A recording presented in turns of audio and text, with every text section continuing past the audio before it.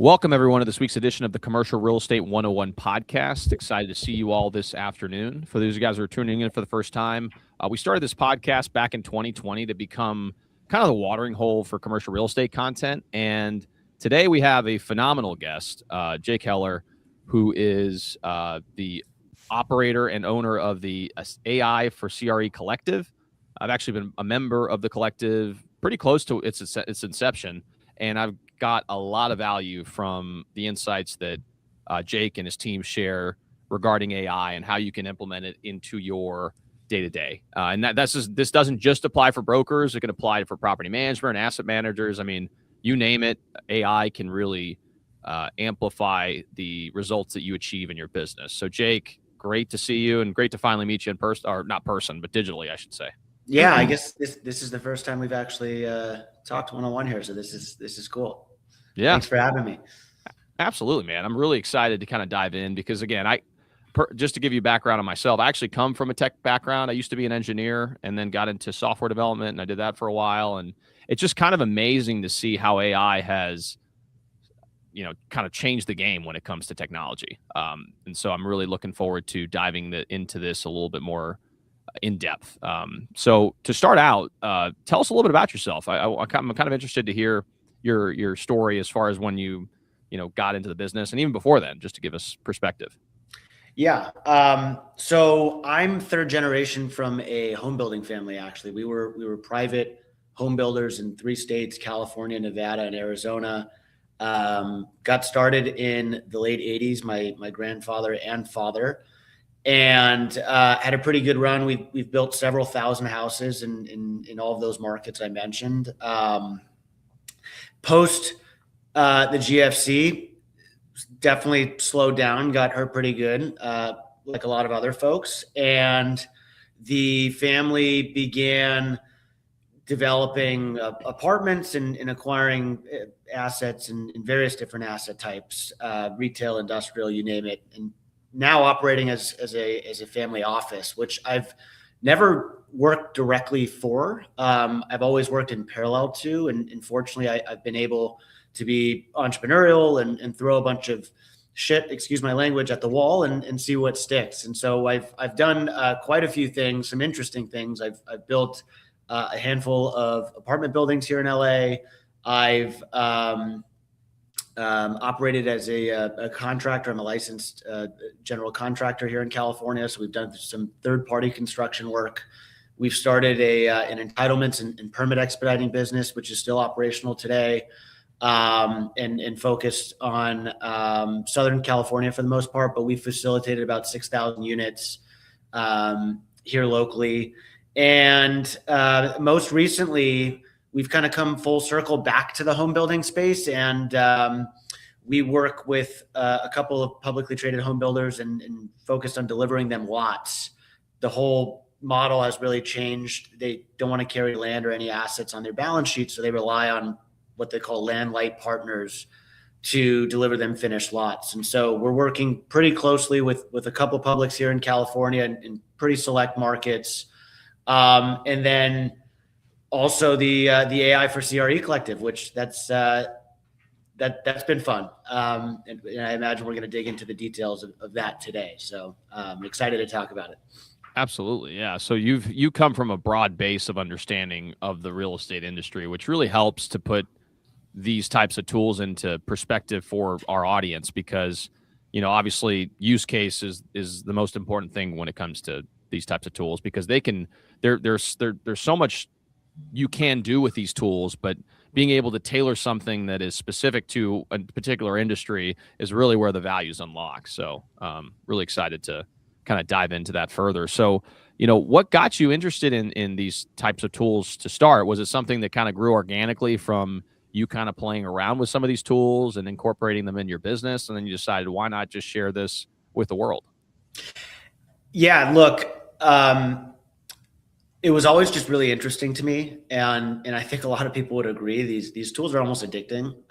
So when ChatGPT first came around, I was all over it, and immediately realized that this is going to have profound effects on the way we do business.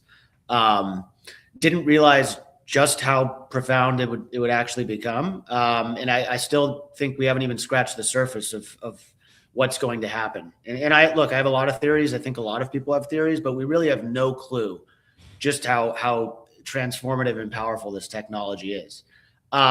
So started playing around with ChatGPT quite a bit, and also realized that the rate of advancement is moving really quickly. And so with my partner, we got to thinking about how we could kind of stay ahead of all of this stuff, and just, where could we learn really? There was no place to understand what are the tools and what's possible, and is this an automation that has a practical use case for commercial real estate? So we launched this community, which it sounds like you were on from the very beginning, and just it spread like wildfire.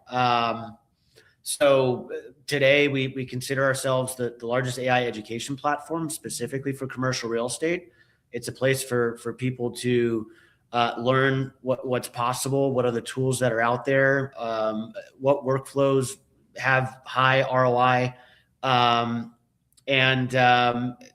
where we could just network with other like-minded individuals. So it started by just, it was like playing video games. It was just so fun and addicting for me. Yeah. No, it's quite profound. I mean, you kind of go down one rabbit hole, and then you start unlocking, capabilities, and you're like, oh wait, this can apply here. And then you start going into all these different rabbit holes, and it just becomes extremely addicting, as you said. And not only that, but the pace of advancement. I mean, you're starting to see these tools have additional capabilities that now open up a whole pantheon of other potential opportunities for people. And the one thing I do appreciate about the community as well, which I will say, is the workflows, seeing how you can apply some of these tools, because again, just because you give someone a hammer, you don't necessarily know how to use that hammer in all different ways and all different functions. And so that's definitely something I appreciate. But if we could dive in a little bit into some of those use cases for different individuals. And the reason I think it'd be helpful is because the people who listen to this podcast, just to give you a breakdown of the audience, or, we obviously have a strong contingent of people who listen that are in the commercial real estate brokerage space. Again, that's just something that, as a broker myself, it has been a good contingent of people that have gravitated toward the podcast that kind of fit that description. But we also have commercial real estate investors. We have asset managers, property managers, construction professionals, other supporting staff, whether that's legal, engineers, et cetera. So if we can walk through some of these different use cases for different people and utilizing different tools, and again, we can keep it somewhat high level because we only have a limited amount of time, but that would be helpful. So to start, if we could present maybe some of the different tools that you've seen that have been interesting for brokers specifically, and then maybe you could share a few of the use cases or workflows, that'd be helpful. And just before I get into that, I want to say we're focused on really four major targets that includes brokers, it includes investors and operators. That's one, developers, and then the last is managers, which includes asset and property managers. And we're pretty laser focused on practical use cases for each one of those. We definitely lean heavy on the brokerage and investor side of things. And then we have a handful of miscellaneous folks like appraisers, lenders, contractors, you name it. But on the brokerage side of things, I'd say like my ideal tech stack, I'm not a broker, but if I was at this point in time, would really be three tools. Number one is Claude. Okay. Claude is my go-to. And you've seen a lot of my videos, I'm sure. And at this point that I always resort to Claude. I just think it's so incredibly powerful, and you can really accomplish almost everything with Claude. I also think that offering memorandums and creating decks and BOVs is such an integral part of your daily workflows and what you guys do day in and day out as a broker. And there's a handful of commercial real estate AI deck generating tools. At the moment, I think Henry AI is one that serves a very strategic purpose. And it's one of the few, if not the only one, that could deliver the institutional, professional grade offering memorandums that you ideally want to have. There's tools out there, more general purpose, like Gamma and Manus and some other platforms. that can create decks. But Henry is really interesting because it is purpose built as a commercial real estate broker deck generating tool. And so for the time being, there is no other alternative that can create the level of quality that Henry can. So if you are doing volume, if you are pushing out OMs, if you are pushing out BOVs, Henry is a great tool to have in your tech stack. The third one, which I think solves the prospecting side of things for a broker, is a tool called Terracotta. Mm-hmm. And while I understand what it does, again, I'm not a broker and I don't really use it. It it started initially as a dialer, just like any other dialer. And it had a AI voicemail drop, which in the beginning, of course, was super sexy and in a term that everyone got really excited about. From where they initially were and to where they are today, it's incredible. I mean, we did a webinar with them last week, and there are just so many different use cases. One that really resonated with me, though, which I think you would really appreciate, and anyone else listening to this probably would as well, is as a broker, I mean, you're dialing for dollars, right? You are making as many calls as you can on a daily basis. Now, it could be 20, 50, 100. It's hard to keep track of all that, right? So as you're doing just crazy outbound, Terracotta built this system, and this is only one component of the hundreds that they have, but this system where if you call someone, they don't answer, maybe you didn't even leave a voicemail, but they're in Terracotta's system.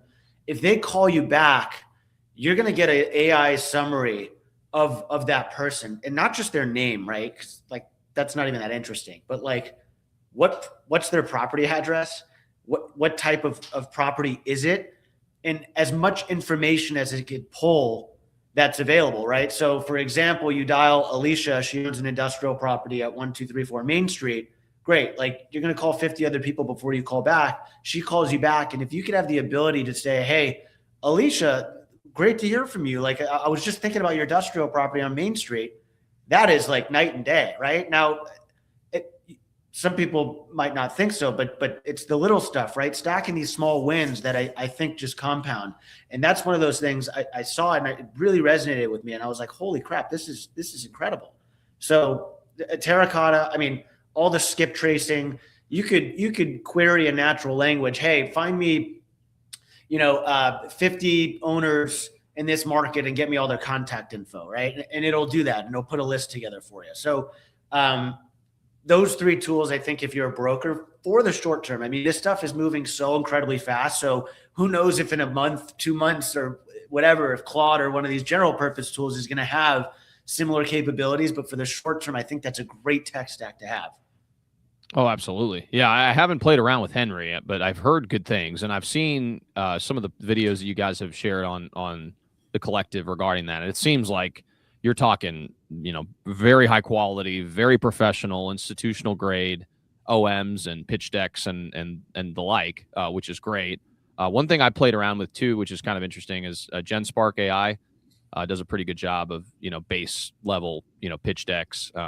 You mentioned Gamma could be an interesting one as well. I prefer GenSpark to Gamma though, which is interesting. And then Terracotta as well. I actually had a conversation with a gentleman from Terracotta. It's one that we've considered ourselves at our brokerage, and maybe something we kind of pulled the trigger on now that we've had more and more conversations with people about it. So that's interesting. Yeah, you should check out the webinar that we did last week. It's actually in the collective, and you'll see just the use cases are endless. And then I'm familiar with GenSpark. I used it previously. I'm Team Manus at the moment. Yeah. As Manus is great too. I mean, no question. Fantastic. Yeah, Manus. And now Facebook acquired it, so God knows how much money they're going to put behind that. I've already seen the Manus integration in some of the Facebook functionality. At some of the events and stuff, you can actually connect. It's connected to Manus. So it's crazy. I mean, Meta ads. Now you can connect to Instagram. Look, I think on the GenSpark topic, I think strategically it makes sense for Microsoft to buy them. Which surprised they haven't yet. But anyways, conversation for another time.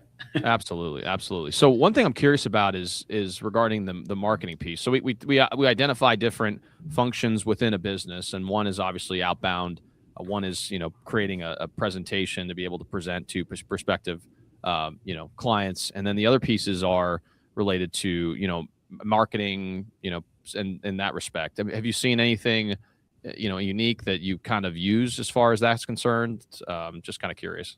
Well, again, I'm not a broker, so Mm-hmm. forgive me for not really No, being no, that. and it could be more business centric. It doesn't necessarily have to be because again, I think the way that businesses market as a whole. I mean, granted, there's some nuance to each industry. I'm not trying to shortchange that, but I think that overall, that the act of presenting yourself to the marketplace is somewhat uniform in certain ways. So I'm just curious if you've had any feedback from any members regarding different tools that could potentially help with that. Yeah, I mean, look, I always like to simplify things and stick to the basics. And while it's not even on the topic of AI, I think marketing and the role of a broker is shifting in real time. In fact, the role of a lot of positions within commercial real estate are shifting in real time. But brokers specifically, I think the way they market their deals, utilizing social media and creating content, and being able to tell a story in a unique way. I'm starting to see a lot more of that, right? So what you're doing with the pod here, I think is incredibly high ROI. And I just think the way brokers traditionally sold deals where, you create an OM and you put it on one of these transactional databases like Crexi or CoStar, great, right? But now people really live on their phones and in social media, and in this content, whether it's short form or long form. I think a lot of these brokers, these powerhouse brokers, and teams, they're starting to invest some serious money into content, which is a totally different way of marketing their deals traditionally, and telling a unique story and making it fun and engaging. I've been seeing a lot more of that recently. Definitely. No, I couldn't agree more. So, one of the pieces of the puzzle that you kind of alluded to was related to property and asset management. So, if you kind of share a little bit of maybe some of the tools that you've seen that are applicable to that, I mean, I think that would be helpful, especially from a process standpoint, improving different, creating efficiencies in different processes. Yeah, look, I think, I guess on the topic of property management to start, it is a very administrative endeavor, right? There's a lot of receptionist related activities. Tenants call and they complain. You coordinate maintenance requests, dealing with leasing. All of that stuff, I think, is low hanging fruit and needs to be automated. And so I think there's some really interesting companies tackling the property management space. And I think there's a lot that you could accomplish with some of the general purpose tools. But it's funny, I actually just released a live demo we did this morning with a group called Brickwise AI, and they are a AI property manager. Incredibly powerful. And it's funny, on the live demo, we actually pretended that I was a tenant and we had an issue, and we engaged with this AI. You call in, you could hardly tell that it's even AI. I mean, you and I probably could, but majority of people cannot. And you're communicating with this really intelligent AI property manager that in real time could surface the information from your lease, and they have access to the approved vendors, and could help you kind of talk through and think about what that problem is. In this case, like, our shower smelled a little bit funky, so it came up with like a couple of first passes at like what the problem could be. And then we couldn't quite figure it out. So then it said, okay, you know what? I'm going to call our approved plumber. It coordinates the whole visit. It schedules them out. It does all that stuff for you. So it's really, really incredible. They're not tackling the leasing aspect of it yet, Brickwise that is, but there are a lot more AI property managers that are out there. Beyond Brickwise, there's another group called Wayline, and then there's another group called Mason. All three are kind of starting with that like receptionist related task of answering tenants and dealing with complaints and coordinating maintenance issues. And I think from there it'll sort of move into a lot of the other core property management pieces. So that's on the property management side. And again, I think low hanging fruit, like a lot of that stuff you're dealing with is really just administrative work, really important work. Don't get me wrong, critical, right, to operating these assets, but a lot of administrative, repetitive kind of work around that. The other side is the asset management side, which I also think is a really, really interesting vertical within commercial real estate at the moment. And a lot of that has to do with data, right? We have properties with data scattered all over the place. It's siloed here, it's over there, and so not being able to understand your data at a portfolio level has really been limiting for folks. And so I think as an asset manager, you want to understand things holistically and comprehensively. And hey, where in the portfolio are these assets underperforming, right? Or where is delinquency the highest, for example, and just communicate with it in natural language. And so I think the whole idea of just consolidating your data and being able to integrate with platforms like Yardi and Appfolio and have it in one kind of centralized command center where you as an asset manager could really be tactical and strategic around the portfolio. Super interesting stuff. And look, there's a couple points here, right? There's tool specific purpose-built solutions for it. Two that come to mind are Lenny, which Leni, great platform, and we can get into the specifics of that, but also JLL Asset Beacon, which I just did a podcast with the two CEOs of JLL Asset Beacon yesterday. Incredibly bright guys. I mean, they had a company called Skyline AI in 2017, so just way ahead of the curve. Got bought by JLL in 2021, and Asset Beacon is JLL's purpose-built asset management platform, totally AI native. Incredible what it could do, just with dashboard views and portfolio-wide analytics, being able to just understand things in a much more meaningful way, right? And being able to make data-driven decisions. That term's been thrown around a lot, data-driven decisions. Like that's BS. In the past, like what does that even mean, data-driven decisions, right? Today, I think the conversation's really changed. But so that's on one side, right? You got Lenny, you got JLL Asset Beacon, two great platforms, and there's other ones as well, but I think those two are the most interesting. On the other side, right, you have a general purpose platform like Claude, which if you haven't seen yet, Claude Cowork's really, really interesting and powerful. And what's happening now is they have all these connections where you could bring these different tools and interfaces and data all into Claude Cowork, right? And just communicate with it in natural language. So there's a Yardi Virtuoso connector, and we've been in touch with Yardi's team about the future of all this and what that looks like. But and that kind of ties in with a greater theory I have here, where I think the future of a lot of this stuff is no more interfaces and tools and getting onboarded to these other platforms, but instead having one command center, which is tied to a large language model, which hopefully whether it's Claude, Google, ChatGPT, you name it, but having one centralized command center where you can query all of your tools, right? Whether it's Terracotta or Henry or Yardi or Appfolio, and just communicate with it in natural language.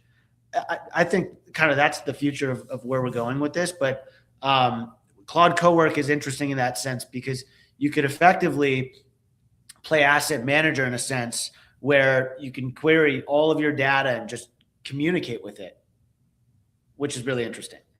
Yeah, no, absolutely. And I've seen some use cases that you provided with, obviously Claude, but then Notebook LM. I saw the other day you uploaded a video where you kind of threw in a bunch of leases and some other pertinent data to the property, and then you generated a podcast of the people just talking back and forth with one another about ways that you could potentially improve the asset.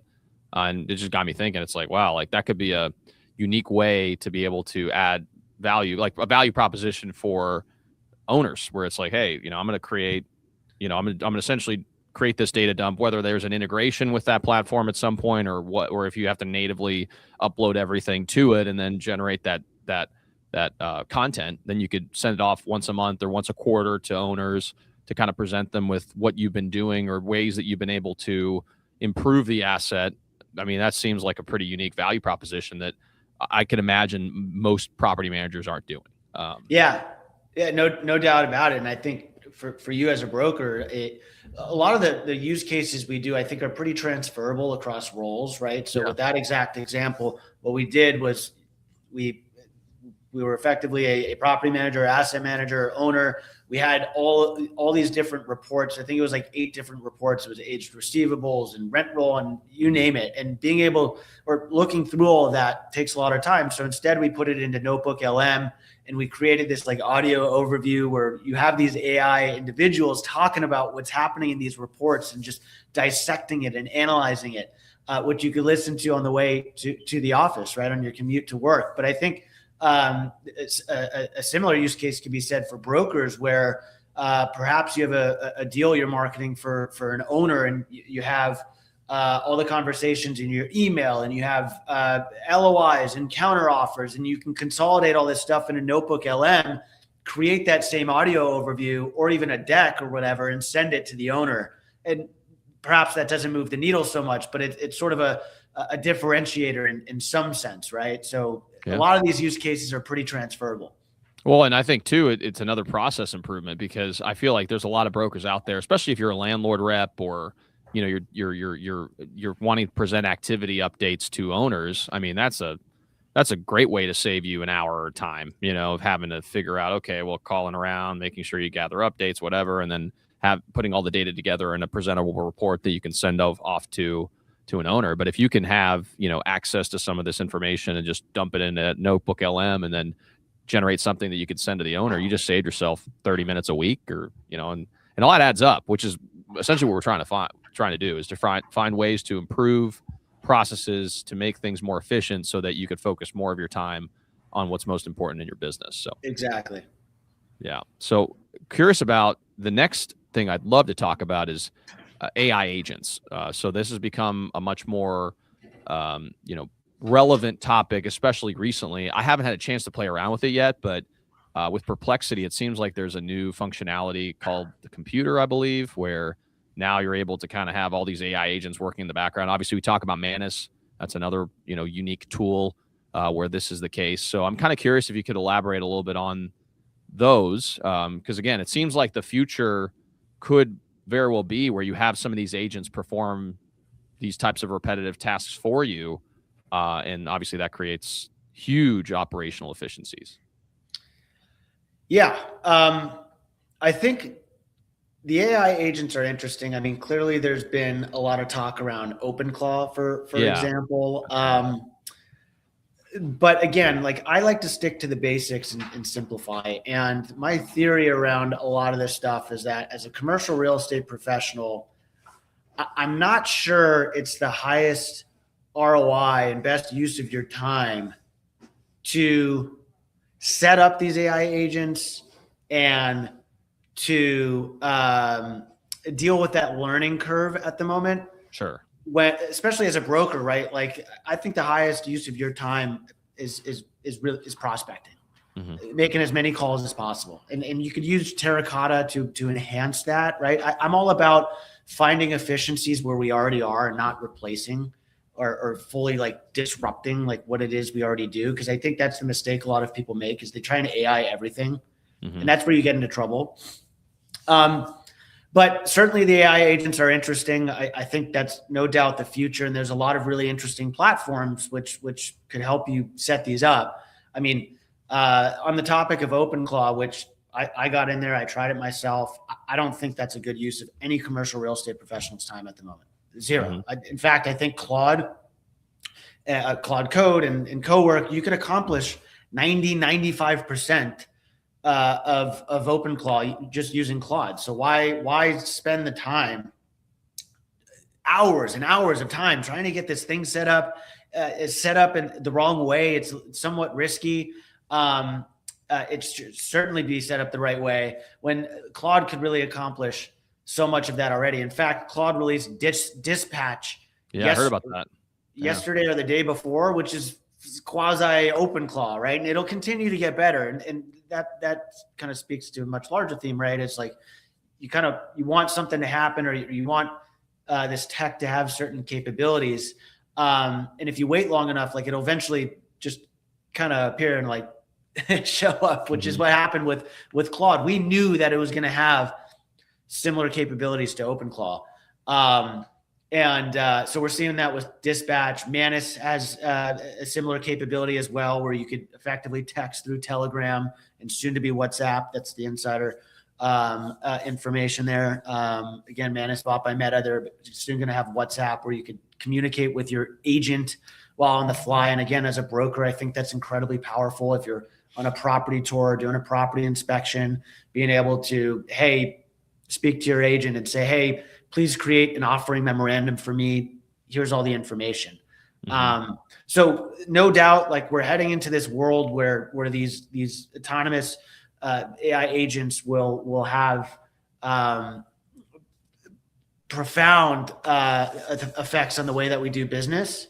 I just think we're also dealing with a bit of reality, and I always want to focus on the practical stuff. And the reality is that people overhype and overpromise what a lot of these AI agents can do. And I think there's a lot of false productivity that's happening with these AI agents. You see a lot of people, oh, my AI agent's prospecting 400 people a day and saving me, 300. That's not happening. None of that's happening. Okay. AI is good at a lot of things. It's also not good at a lot of things. And it's getting better each and every single day. But my whole thinking around the AI agents is that stick to the basics. Okay. Like if you are going to go down that path and start exploring what these things could do, stick with the stuff that you could certainly automate, right? Drafting emails, okay? Extracting documents, preparing these marketing decks, right? Some of the more basic nuanced things, but the boring things, right? They're still critical to your business. But when you start to AI everything and talking about agents and stuff, I think that's a big mistake. And before all of that, what you really need to do is you need to quantify what success means, right? We're doing all this to find efficiencies, right? To make more money, to save time. We're not doing it for anything else. And so you need to set up these KPIs and understand, okay, in your case, right? If it takes me 5 days to create this offering memorandum, right? That right there is the time that you need to beat, right? So if you're exploring AI, these AI agents and these autonomous workflows, okay, could we use AI to build an offering memorandum in less than 5 days? And if you can, it's the same level of quality, great, boom, that's a win. Okay, but you need to establish these metrics, because if you can't measure it, then you can't manage it. And I think people just get in this circle of this false productivity where they have no idea what success actually looks like. And they're convincing themselves that this is all great, but it's really a distraction. So anyways, that was a tangent. No, I honestly greatly appreciate that you said that, because to your point, it's very easy to get caught up in the hype and very easy to think, oh, well, I can try to incorporate all these different things into my business and think of all the great things that we can do. But in reality, we're just trying to seek out small incremental change that could potentially benefit our business in a meaningful way. And to your point, if you can save time in just a handful of things, I mean, if you gain back 5 hours a week, what does that mean for your business? That's huge. That's massive. Regarding that, obviously what you were describing too, I mean, if you could talk a little bit about reporting, I think that'd be kind of helpful too. So one thing that I've used in the past that, I'm starting to use Manus for now more is reporting. So I, pull like zoning reports, because obviously a lot of this stuff's, public facing. So you pull, meeting minutes for zoning hearings. You can pull all these different things online that can give you a better picture of what is going on around town, what type of developments may be being proposed, and that sort of thing. So I'm kind of curious if you've ever had that be a use case, and especially with you being so granular when it comes to the development side. I think it'd be kind of interesting to hear your take. Yeah. I love that space, by the way. I think that there is so much gold in these city planning meetings, right, that are happening all over the country, and they kind of just go into the graveyard, right? But like being able to take that information, that data, and use it in a meaningful way. I love that. And there's tools that are focused on that. I mean, GatherGov, for example, there was a platform called Rezone, which they were just acquired by Shovels. And the whole idea is exactly that, where they transcribe all the meeting minutes across the entire country, okay, and allow you to query the query it, right? For example, if I'm a data center developer, I could use one of these platforms and say, just type in data center, and you could see which of these cities are talking about data centers, right? And that could help you figure out, okay, where am I going to invest, right? Where should we be looking for these data centers? So those are super interesting. And for example, you could say something like infrastructure improvements, right? Which, like us as home builders, for example, that's really, really valuable information, right? As you're looking to do these large subdivisions in these tracts, you want to be closer to infrastructure. So if you could see that the city is talking about investing money in improving infrastructure, the northwest quadrant of that city, that is really valuable information. That's all interesting. You mentioned Manus. Manus is incredibly powerful. It operates the same way you and I do, using a computer. And so whatever's publicly available information, Manus could do that. I mean, you just need to give it instructions. So on the topic of zoning, for example, I mean, we've done just full-scale feasibilities utilizing Manus, right? Where, hey, here's this property address. Manus, please go into zoning code and let's figure out what's the highest and best use here, right? Like, what could we build? And I've taken it way further than that, but coming up with a full highest and best use feasibility study. So understanding, okay, what are the base development standards? How much height can I get? What are my setbacks, right? Is there a transitional height requirement? Using Manus to figure all this stuff out. And then from there, actually putting together underwriting concepts as well. Hey, like, based on what we could build here, what does that look like from an underwriting perspective? And then taking it a step further. Okay, now we have this concept. Let's put together a construction estimate for it as well, using like our best understanding of industry standards.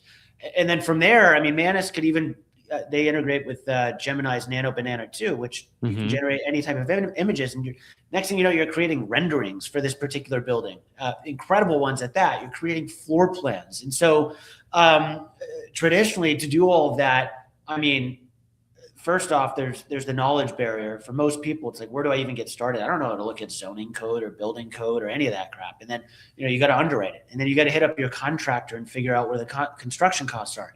And then you got to hit up your architect. Hey, put some renderings together. Now, you never want to rely 100% on this exact use case here and scenario I'm describing, just because it's so complex and comprehensive. But you can get very educated quickly and start to understand things way more. So I think all of that's interesting, and those tools are incredibly powerful. That's great. No, I really appreciate that, because you describe processes that if you involve an architect, an engineer, a zoning attorney, all these people, you're talking tens of thousands, if not hundreds of thousands of dollars for these types of due diligence items. And to your point, you can't rely on them 100%, but when you're assessing opportunities, if you can figure it out 80% or 90% accuracy, I mean, at least you determine whether or not it's worth going through that effort to try to make it reality, that opportunity. And you can do that in a matter of maybe sometimes less than an hour if you really are focused in on it. But even if it takes you a couple hours to get it done, I mean, that's a huge win. And again, speed with these types of opportunities is king. So if you can make a decision quicker than the next person, then it's obviously going to help your ability to be able to execute. So and I think just a little bit more on that topic. There's a lot of platforms which are focused on the permitting prospect, or the permitting part of this whole process. And I think those are really interesting as well. In our entitlements business, for example, like we'll prepare a set of plans, we'll submit it to the city. It'll take them 2 weeks, and they might come back with some very basic administrative errors. They'll kick it back to us. Our architect needs to make the change. Next thing you know, like a month goes by, and this is something which these AI tools are working on now, where instead of that, right, you have AI kind of comb through the drawings, look for any kind of constructability errors, coordination issues, any administrative issues on the plans, and hit that right there. So when you submit it to the city, there's not this back and forth or any sort of mistakes. Human errors, that very common. AI error, very common. But I think like this extra layer of quality control before submitting to the city is incredibly powerful. And so I like a lot of the platforms that are tackling that in the permitting space too.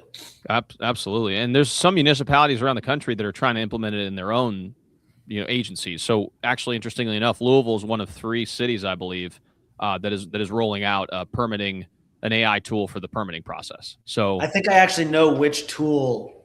There's a company called Set4. I actually met them recently, and they were showing me a project in Louisville, Kentucky that are focused on the agency side though. So there's 2 sides to it, right? There's some of these tools are focused on the private sector, and then these other ones are focused on the agency side, which kudos to them. High risk, high reward. But when you're dealing with bureaucrats, you know how it goes. So I know. I don't doubt it. And it's going to be interesting to see how it plays out. And maybe it's just a gimmick, and over the next 6 months they realize it's not a good fit. I would hope that wouldn't be the case, because as you're aware, as a builder, I mean, the permitting process can be extremely cumbersome. I mean, and a lot of things that you have to deal with on the permitting process can be streamlined by technology. It's just, if you have an agent that can help, well, not an agent, but these types of tools that can help streamline that, and you could rely on them with some level of certainty, and with some, a user being able to briefly overview to make sure everything looks okay. I feel like that's the way to go long term. Yeah.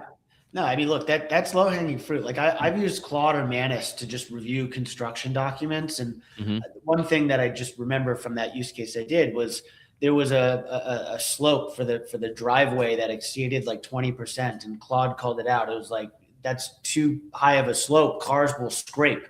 Right. And so it's incredible. And there was a bazillion other things that it called out as well. But it's just what AI could do today is so incredible. Yeah. And it's only going to get better. So it's one of those things where if you're an early entrant, I mean, and maybe this is a call to action for a lot of municipalities around the country. It's like, if you adopt it early, I mean, there's going to be some things you have to work through, but I think overall it's going to provide the general populace with a better experience. So I think so.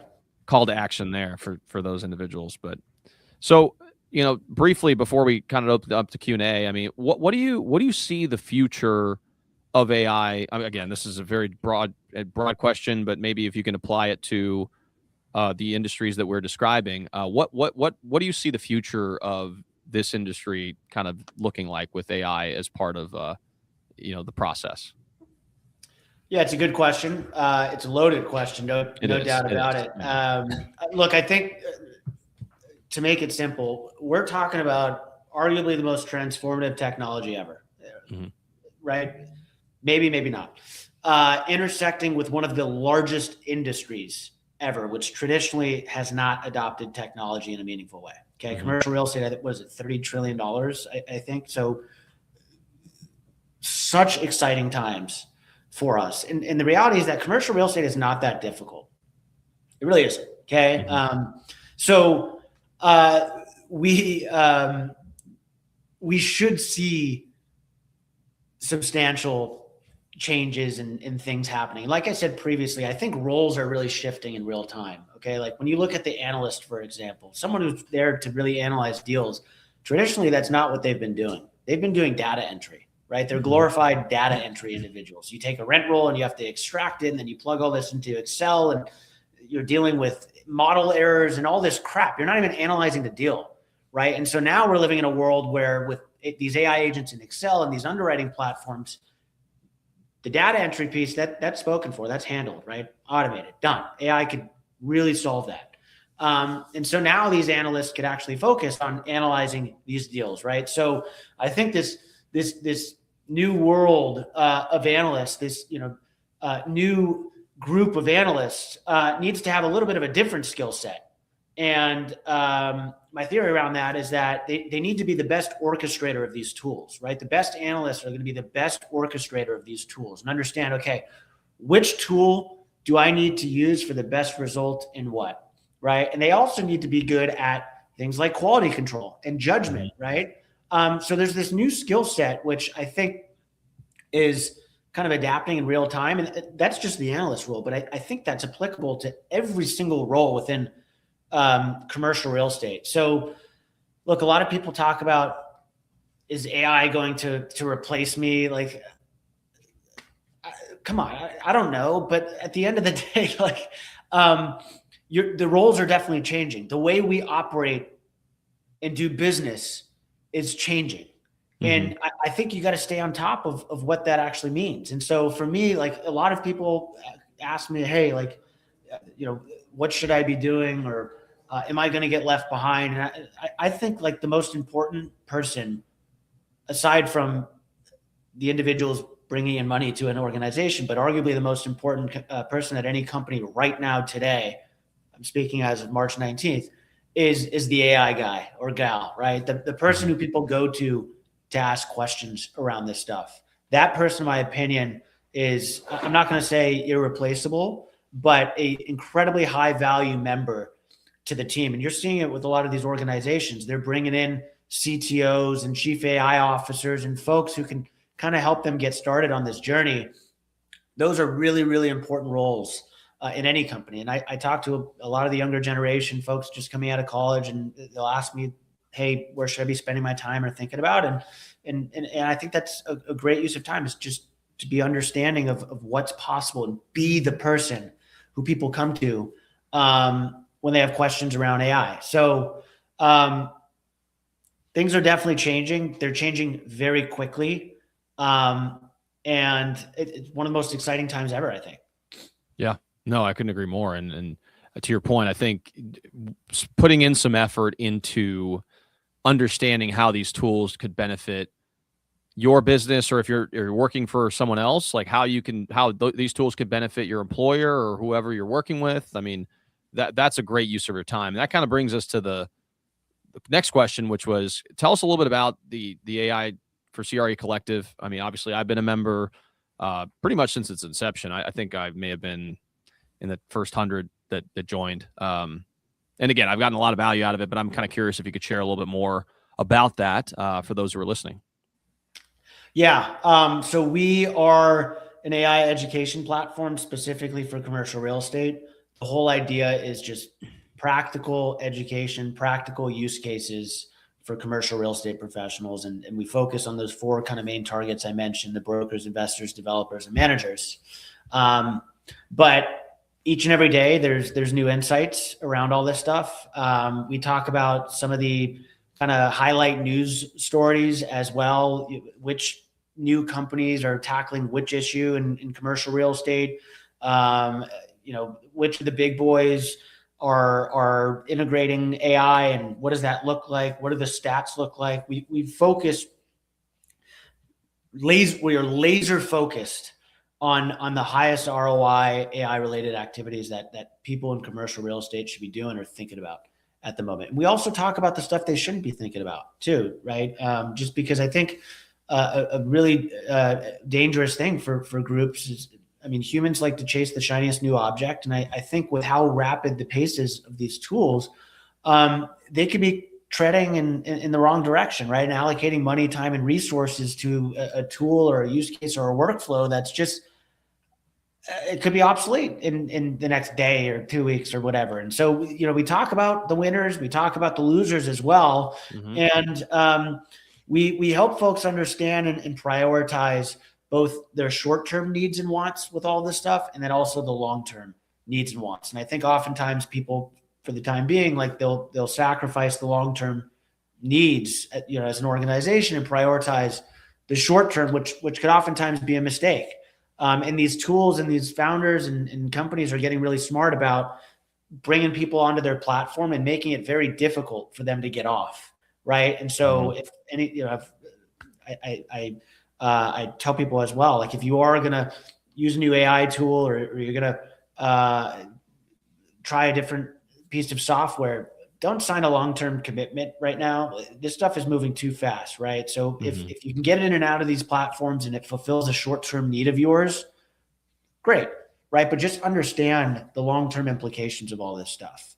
Okay. Like from where we are now to even a couple months from now or a year from now, it's going to be a whole new world.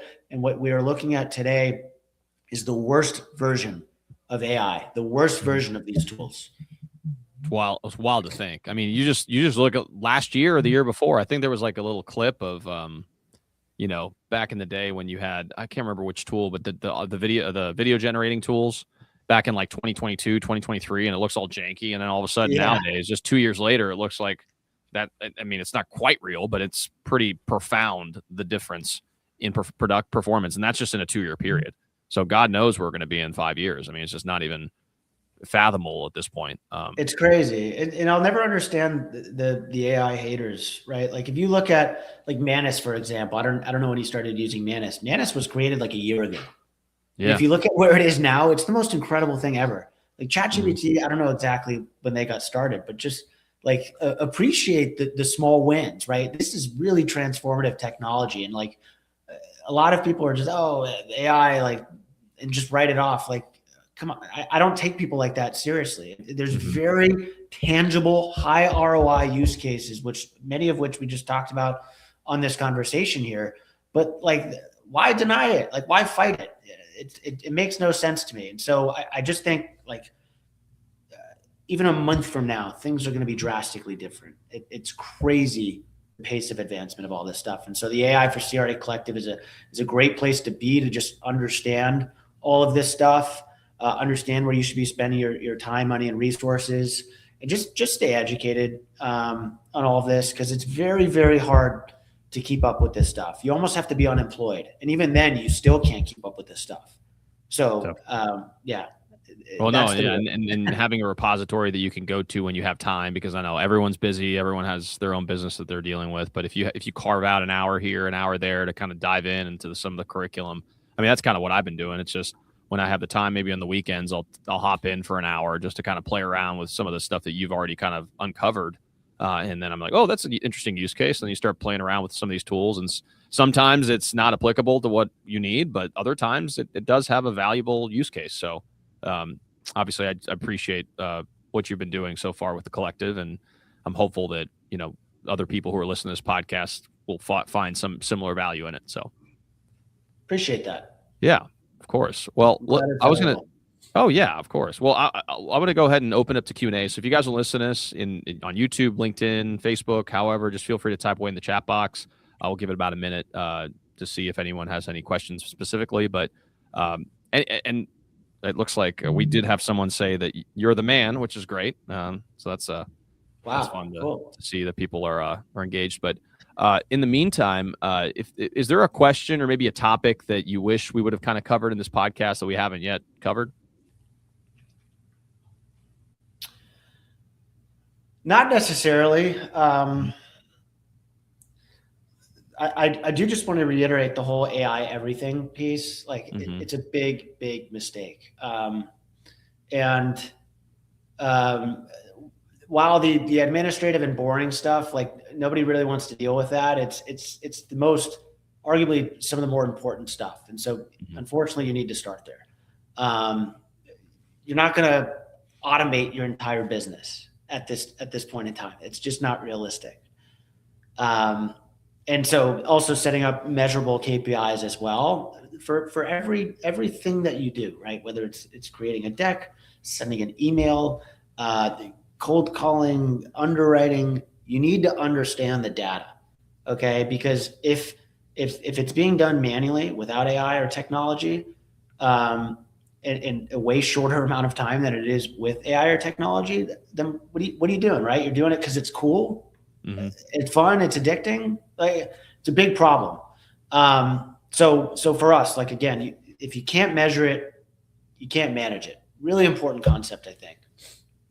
Yeah. And using some you could use tools like Claude or some of these other platforms to help you identify those as well. Because I think sometimes people, understandably, probably in the similar boat, especially when you're getting started with something. It's like, what are my KPIs? I have no clue. But that's why you use some of these tools. Like you prompt them to say, hey, what are some of the KPIs I should consider as a commercial broker? And, what are the, best practices, et cetera. And then it generates a script or prompt for you. And then you can kind of dig further and further into it from there and, identify processes that could potentially benefit from incorporating AI. So, yeah. And it's like standard operating procedures, for example, like nobody wants to put those together, but they're so important for business, right? Mm-hmm. Like they really are. Oh, yeah. But also another concept too is like with the standard operating procedure, you create it, but it's going to get iterated over time. It's going to change. Okay. And so I think the mistake a lot of people make is they'll give AI a try and they don't really know how to use it. And they get an output, which they don't really like, what's not useful for them. And they're like, screw AI.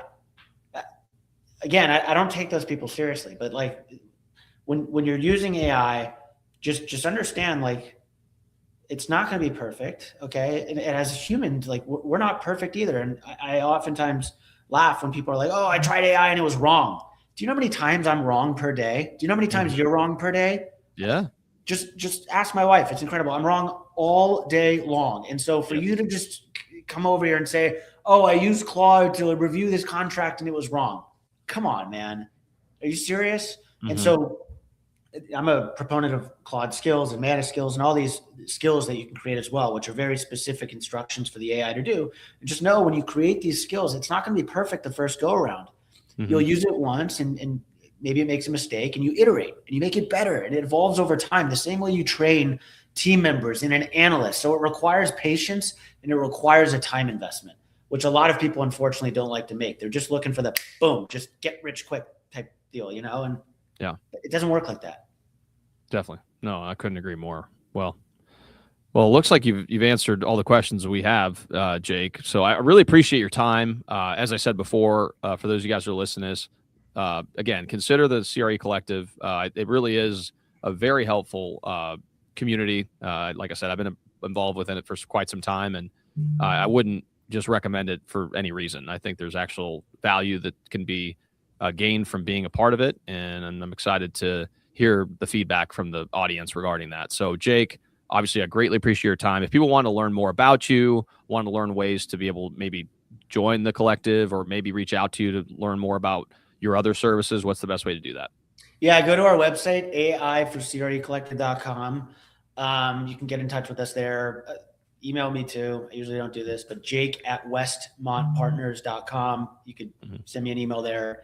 And we'll get back to you. Our platform's on School, SKOOL, but start with the website, ai4crecollective.com, and all the information you need will be there. Great, man. I really appreciate it. And we'll make sure to include that in the show notes. If you guys are watching this on YouTube, go ahead in the description, and same goes for Apple Podcasts and Spotify. Amazing. Well, Jake, really appreciate your time. Looking forward to keeping in touch and continuing to follow along with what you're doing in the AI for CRE Collective. Again, always looking for ways to continue to improve our business. So obviously we greatly appreciate what you're doing for the community. For those of you guys who are watching this on YouTube, please like and subscribe. It makes a huge impact on our ability to reach a broader audience, and we greatly appreciate the support. Along with that, if you guys are listening to this in a podcast format, whether that's Apple Podcasts or Spotify, please leave a 5-star review. The more 5-star reviews we get, the broader the reach we achieve, and ultimately more and more people can learn about the many facets of commercial real estate. So thanks again so much for tuning in, and we'll see you all next time.